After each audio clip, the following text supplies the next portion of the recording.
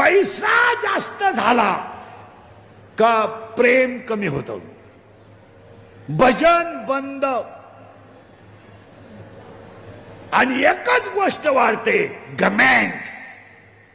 आणि कधी ध्यानात ठेवायचं, कोणत्याही क्षेत्रात घमंड झाली का त्या व्यक्तीचा एक दिवस नाश होतो, होताच.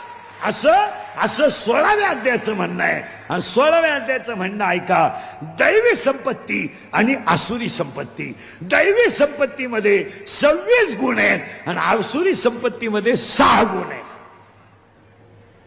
आणि 16वा अध्याय असं म्हणतो, जर परमार्थ करायचा असेल तर ओवी ऐका, पुजून देव पाहिजे, पेरून शेतात जाईजे, तो सोनी प्रसाद घ्यायचे अतिथीचा. त्याला मेघ आहे, मेघ. आता त्याच्यात थोडं पुढं सरकायचं आपल्याला.